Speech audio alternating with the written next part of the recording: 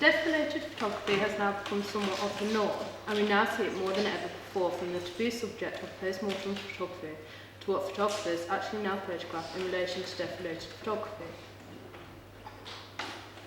Post-mortem imagery was once considered quite intimate and personal. It was used to help the bereavement stages and served as a purpose for families who were not able to afford graves for their loved ones. J. Ruby states, the photograph resembles the person's loss through death. It serves as a substitute and a reminder of loss for the individual mourner. But now imagery of the dead has become somewhat of a spectacle compared to the sleepers' death portraits in the early 19th century. Martha Rosler refers to subjects who have had their images taken against their will as victims of photography, such as the subjects who were photographed in the Great Depression. So can this statement be considered for the subjects who are dead?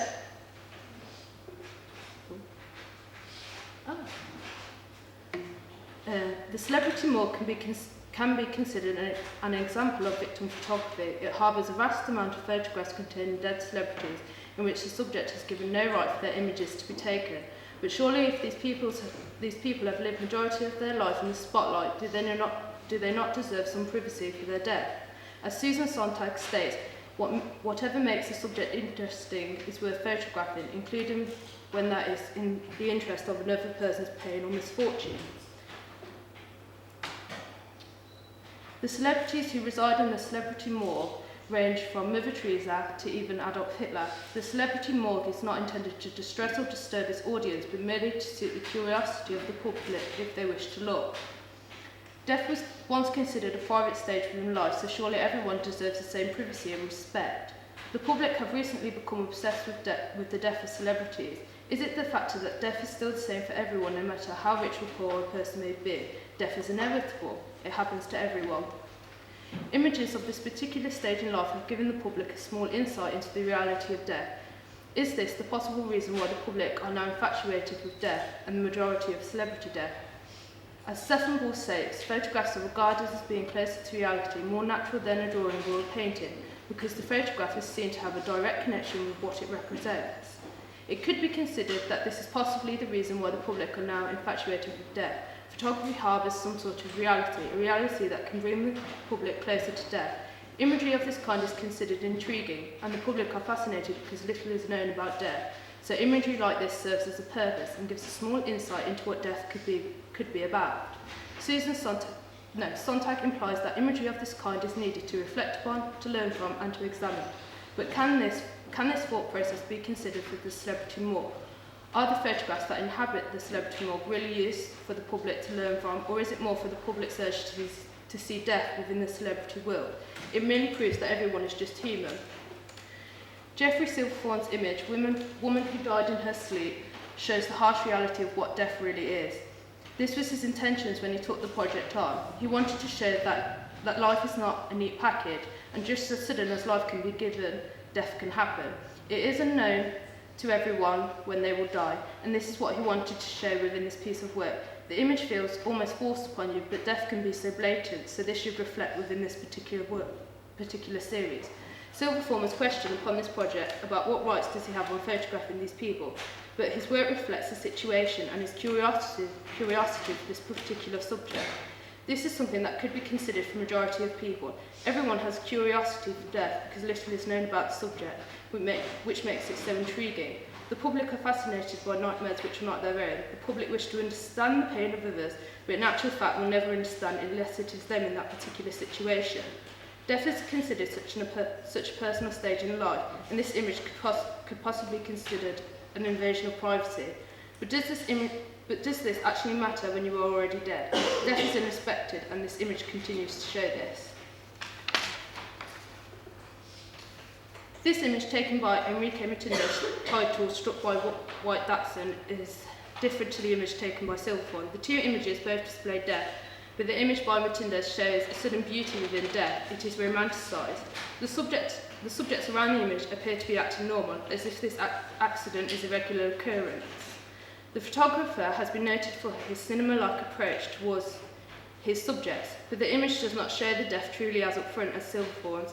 This particular image is considered quite easy on the eyes. It does not distress or disturb the public, unlike Silverthorne's image. 4. Is this because of the subject within the image? Could it be considered could she be considered as the idealistic woman, or is it just simply the fact that the death is little shown within the photograph? This image takes away the sudden taboo of death, but in some factors it somewhat relates back to Silverthorne's image. It shows the suddenness of death and shows that life is not a neat package it could be perceived to be. With images like this, certain power lies within them. As curator Tricia Sif implies, the real power of the image lies within the fact that the public are able to look at this imagery even if they wish to look away, and in doing that, in that very instant, you are already implicated in the true ruthlessness of the image. This image by David Kirby differs from Silverthorne's work in Matilda's. This image is noted as being one of the most important images of the 20th century. It has been seen over 1 billion times all across the world. Kirby insisted that the photograph would be a non-profit piece. His intentions was to spread awareness about the AIDS crisis, as little was known about this deadly disease. Audrey Lickman states, "Sufferers and their friends use photography not only to draw attention to the terrible effects of the disease, but also to convey to the world the courage, dignity and selflessness of the communities affected by this pandemic." The photographer didn't intend to objectify David Kirby on his deathbed, but rather to draw attention to the plight of people dying of AIDS. As Trees of Free states, afterwards I absolutely knew that something truly incredible had unfolded in that room, right in front of me. His death has continued to have millions all over the world, and this picture is powerful and evokes an emotion, but has now been misused for clothing campaigns such as Benetton, and this sparked outrage for AIDS activists. As the image has been misused, it has softened the public's view towards death, and the taboo of it has somewhat been lost within the imagery. Susan Sontag implies, "To believe that the shock of such pictures cannot fail to unite people of goodwill, does it? The picture of Colonel Gaddafi dead is distressing and disturbing, but imagery like this is considered necessary so the public are able to reflect and learn from it, just as Sontag implies. The subject has caused such pain and atrocity to so many people, but can this one image bring any closure to families affected by his doings?" Stefan and Beaumont imply that the photograph is a spectacle of pain and humiliating end of a man.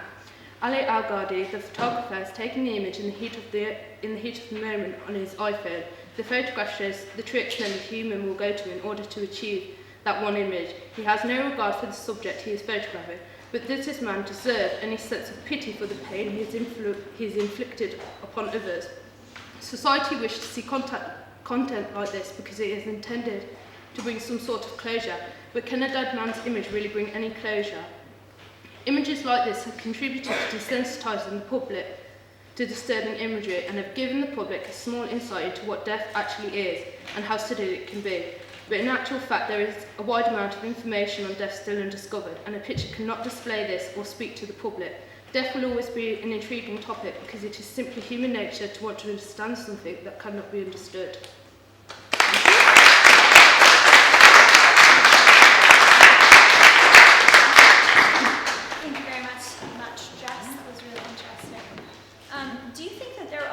Shift in the fascination of death, or are people just becoming numb to the exposure that they've seen? I think people are becoming numb because it's just everywhere, and it's just everywhere. It's all over the internet. You can see it on TV now as well. Like this particular image, this was broadcasted on the 6 o'clock news. It's just everywhere. So we are becoming desensitised to disturbing imagery. With the photo of the woman who died in her sleep, you said it could be considered as an invasion of privacy and it doesn't matter if they're already dead. I just wondered what your thoughts were personally. With that particular image, what inspired me to do the project was Diana Abbas actually visited a morgue and she said, there's nothing interesting to photograph. So he decided, I'll take this as the opportunity to go visit a morgue and I'll prove that there is something interesting to photograph. I think it is an invasion of privacy, but it's something we want to see because we have no real idea of what death is. We don't understand it, but we want to understand it because we want to know about it, but we never will. Any other questions?